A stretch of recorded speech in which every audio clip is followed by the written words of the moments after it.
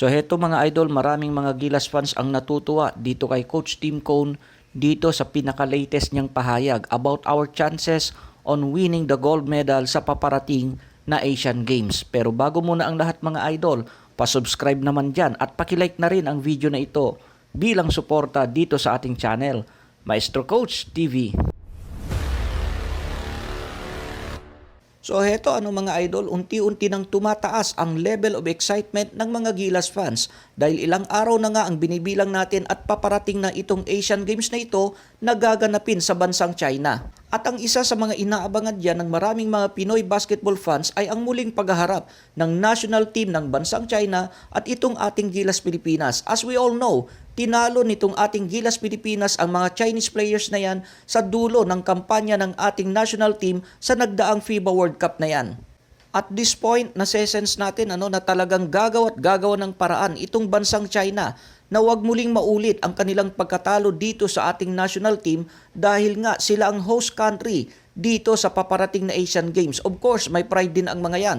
Kahit nasesense natin at this point, malamang nagbabalasa na ng mga players ito sa kanilang lineup at hindi rin natin alam kung ano ang magiging adjustment nila pagdating naman sa kanilang coaching staff. But one thing for sure, hindi papayag ang China na muli natin silang maisahan ng ganun-ganun na lang dito sa paparating na Asian Games. Anyway pala mga idol, may mga ilang nagtatanong, sagutin lang natin ng mabilis. Bakit daw yung mga posters, mga pictures, nakalagay yung taong 2022 kung kailan gaganapin ang Asian Games? Nakikita din natin yan na nagkalat sa social media, sa internet.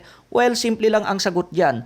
Year 2022, may nababalitaan pa ang mga Asian Games organizers na may ilang mga COVID-19 cases pa na nagaganap sa bansang China. Kaya't protocol, ipinospone nila ang Asian Games noon at ngayon palang itutuloy yung Asian Games na yan. At yan din ang dahilan kung bakit sobrang dumikit tuloy sa kalendaryo o petsa ng kakatapos na FIBA World Cup itong paparating na Asian Games na ito. Dahil nga napospone ito ng isang taon at ngayon pa lang siya ipagpapatuloy.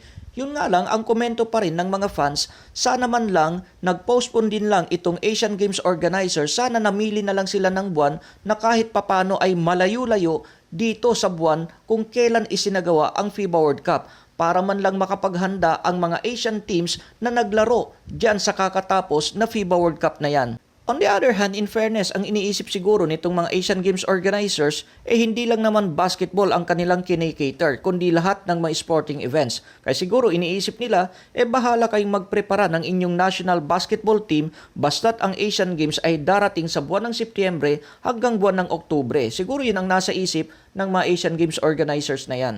Now, prior to this upcoming Asian Games, sobrang natuwa ang mga Gilas fans sa binitawang statement recently nitong si Coach Tim Cone, ang bagong head coach ng ating Gilas Pilipinas regarding with our chances on making it to the top dyan sa paparating na Asian Games na yan. Sobrang natuwa ang mga Gilas fans sa mindset na pagiging positive nitong si Coach Tim Cone. So basahin natin itong statement nitong si Coach Tim Cone. It's a tough situation to be in, but we're not going to go there thinking, oh, I hope we get a bronze or I hope we make it to the next round. Ang sabi pa niya, no, we're going to go there expecting to get the gold. At yan nga ang statement nitong si Coach Tim Cone na pinusuan ng maraming mga Pinoy basketball fans sa iba't ibang mga social media platforms. Umani ito ng maraming mga positibong komento dahil matagal-tagal na rin na hindi nakakarinig ng ganitong positive statement ang ating mga Gilas fans coming from our coach of our national team, Gilas Pilipinas. On that point of view, hindi tuloy maiwasan na ang marami sa mga kababayan natin, mga Gilas fans, ay naikukumpara ang mindset meron itong si Coach Tim Cone at ang mindset naman na meron itong si Coach Chot Reyes as the former head coach of our Gilas Pilipinas. If you still remember kasi, panahon nitong si Coach Chot Reyes, bagamat naiintindihan natin, siguro ayaw lang niyang sobrang mag-expect ang ating mga kababayan, mga fans, sa magiging outcome ng ating Gilas Pilipinas, kaso ang negative na impression ng mga fans dito kay Coach Chot Reyes ay parang nag-playing safe masyado dahil if you still remember, bago pa man tayo sumali sa anumang liga ay parang inuunahan na niya na parang walang planong manalo o walang pag-asang manalo ang ating Gilas Pilipinas at yun ang ayaw ng mga Gilas fans. Ang rational ng mga fans, bakit ka pupunta ng gera? Kung ang nasa isip mo pala ay malulupig ka o matatalo ka ng mga kalaban. So kahit sabihin mo siguro may mga internal problems, may mga internal issues, pero iseset aside mo yon. Dapat ang focus pa rin, lalo na ikaw yung head coach, dapat ang focus mo pa rin ay makasungkit ng panalo o kaya ay kampyonato. But of course, to be fair naman dito kay Coach Tim Cone, bagamat very optimistic ang kanyang statement na sana ay makuha natin ang gold medal, siguro sa part natin na mga Gilas fans ay huwag tayong mag-expect din masyado. Tandaan natin parang emergency lang ang pagkaka-appoint ng SBP dito kay Coach Tim Cone. So on that point of view, sigurado tayo, hindi pa talaga nai-implement, nai-internalize nitong si Coach Tim Cone ang kanyang sistema sa loob ng ating national team down to the players. Dahil alam natin halos wala pang isang buwan ang nagiging preparasyon nila prior to this upcoming Asian Games. So hindi tayo masyadong nag-e-expect as Gilas fans na talagang ma-overpower natin ang mga Asian countries dyan sa paparating na Asian Games na yan dahil alam natin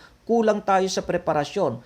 Pero hindi pa rin excuse dyan sa pananagutan na yan ang Gilas management, particularly itong SBP at maging itong POC. At hindi rin lusot dyan itong si Coach Chot Reyes, bagamat hindi na siya ang head coach ngayon, pero tandaan natin, siya pa rin ang sports director ng ating Gilas Pilipinas. Dapat malayo pa lang doon pa lang sa panahon na sila ay naglalaro dyan sa nagdaang FIBA World Cup na yan, dapat kasado na rin kung ano ang dapat nilang gawin dito sa paparating na Asian Games. Hindi yung pagkatapos ng FIBA World Cup ay bahala na naman kung ano ang kanilang next step dito sa Asian Games. Dapat noon pa man, maaga pa lang dapat nag-wake up call na, nag-issue na ng warning sana itong POC o Philippine Olympic Committee na siyang nagmamanage ng national team hindi lang sa basketball kundi lahat ng sporting events na sinasali natin internationally. Dapat winarningan na nila itong SBP at itong sports director na si Coach Chot Reyes. Dapat nanghingi na sila ng master plan nila para sa paparating na Asian Games. Hindi rin kasi nila pwedeng gawing excuse na naging sobrang busy tayo dito sa nagdaang FIBA World Cup dahil nga host country tayo at kasama din ang ating national team dyan sa nagdaang FIBA World Cup na yan. Okay, fine. Busy na kung busy. Pero dapat ang ginawa nila dyan ay nagtalaga sila ng isang delegation, isang committee na tututok sa paparating na Asian Games habang sila naman ay busy na naglalaro at nag-host dito sa nagdaang FIBA World Cup. In the first place, malayo pa dapat alam na nila. And I believe, alam nila yan. Pero nakakapagtaka, parang tinake for granted nila itong Asian Games na ito. Hindi ba nila naisip na talagang magkadikit ang petsa ng Asian Games at yung nagdaang FIBA World Cup na yan? Hindi yung kung kailan natapos ngayon itong FIBA World Cup, saka na naman sila nagkakandara pa na buuin ang ating national team from the coaches down to the players. For example, itong bagong reports na naman ngayon na itong SBP at PBA ay luluwas ng Korea para kausapin ang KBL committee, mga organizers nitong KBL para i-release itong sina Renz Abando at maging itong si Abarrientos. Okay, fine. Nakakatuwang isipin na kinoconsider na itong dalawang players na ito na matagal na rin gustong ibalik na mga Gilas fans dito sa ating lineup, sa ating national team.